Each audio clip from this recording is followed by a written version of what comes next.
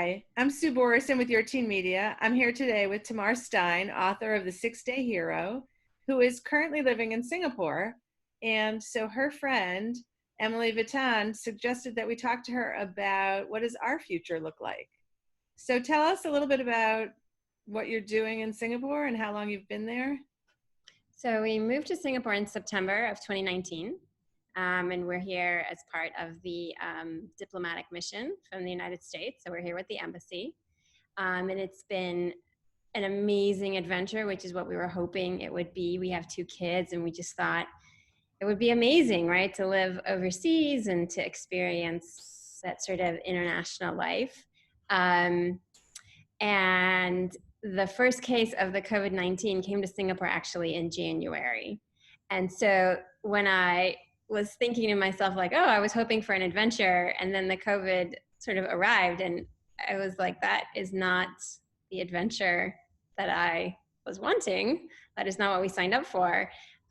So I was kind of laughing that we're like 2 months. Singapore is like tracking 2 months ahead of you guys. So I think that sort of shock and the dismay and the really like uncertainty of like what is going on, we experienced that in January.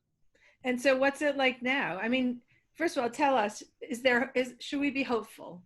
Absolutely. Oh my God, of course. Absolutely, you should. I mean, of course, this is, and I say to the kids, and I'm going to say it to you, this is a moment in time, right? It's an insane moment of time in time. It's a crazy moment in time. It's an incredibly unusual moment in time, but it's a moment in time, and it will absolutely pass, and you're going to come out on the other side of it basically okay. Like basically okay, looking back and going, wow, that was really crazy. And was the death toll reported to you on a daily basis in Singapore? So we haven't really had many deaths at all. And in fact, it made really big news because we had they came together. So the first 2 deaths at all just came this past week. Wow. So Singapore really has kept everybody pretty okay.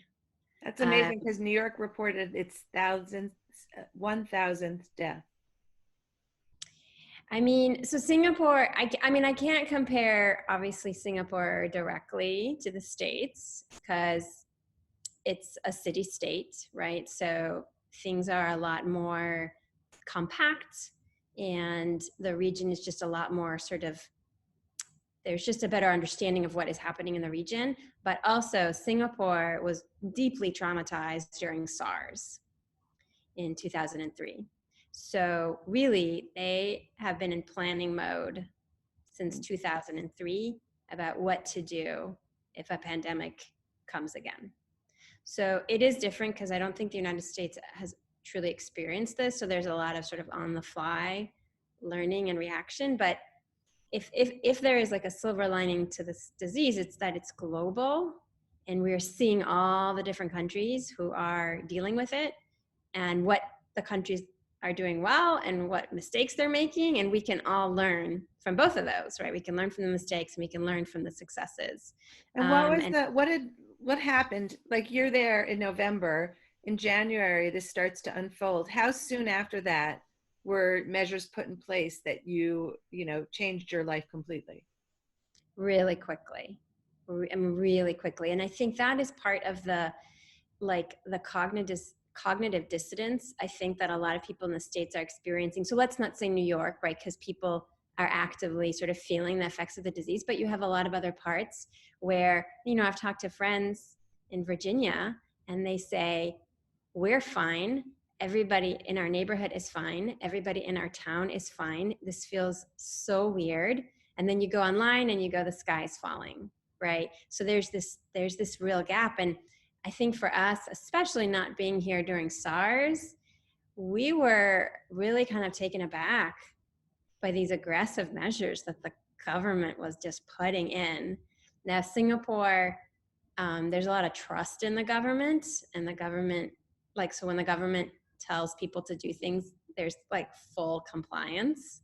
Wow. So people were doing it and we were doing it, but it was just this there was a bit of eye rolling, like, oh, I can't believe this got canceled. the kids have these incredible, when I say like fun field trips, I mean, they go like overseas on these week-long expeditions with their school. Like it's incredible. It's the highlight of the year.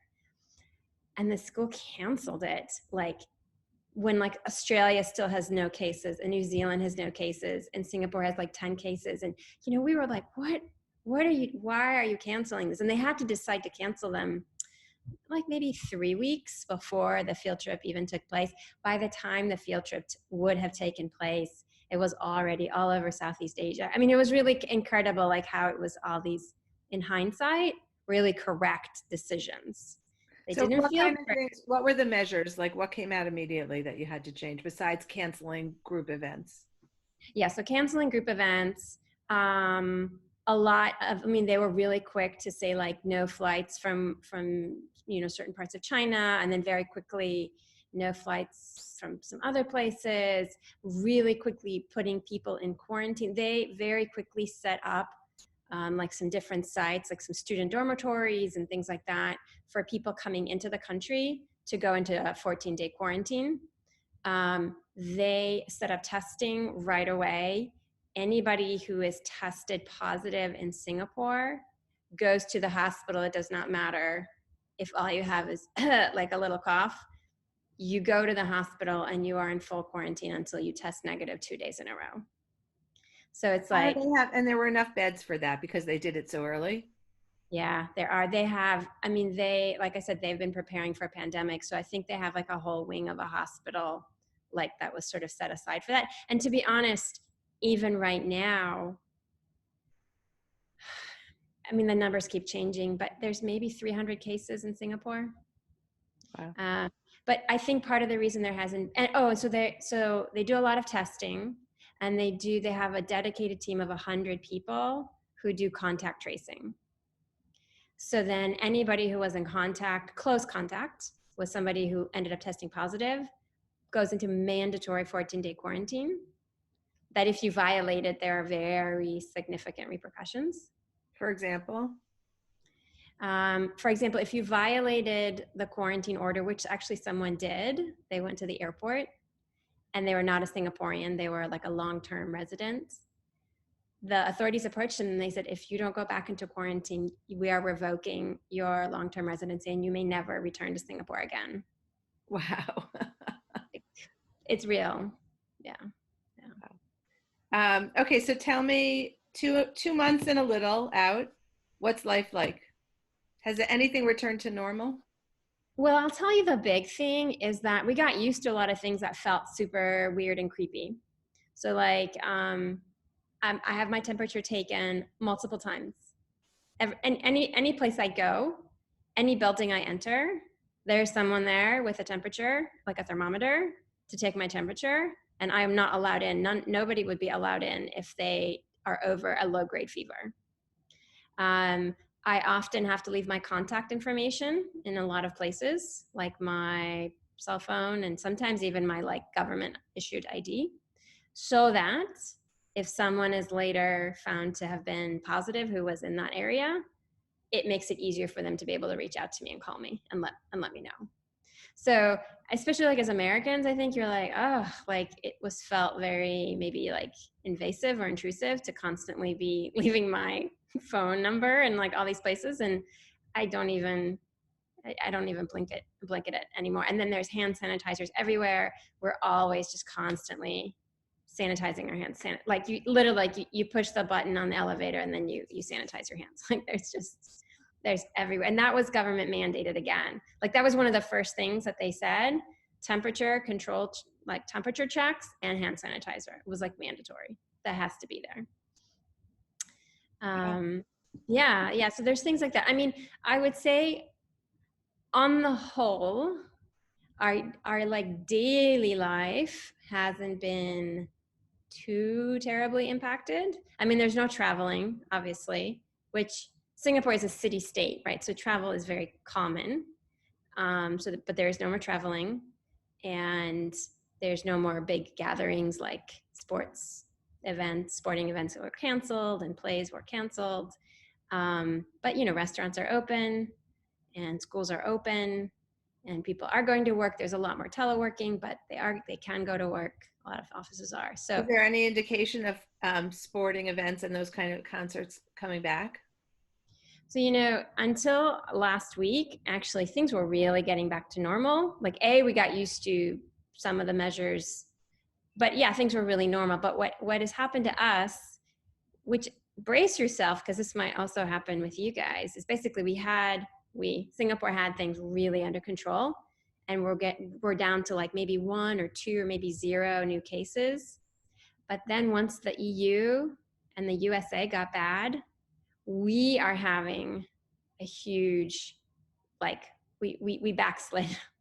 And there's now a lot of new cases. They're all what they call imported cases. So they're all people who have come from those countries and have now tested positive in Singapore. But it's definitely something that the country is really keeping an eye on. And it's So a problem. borders are open.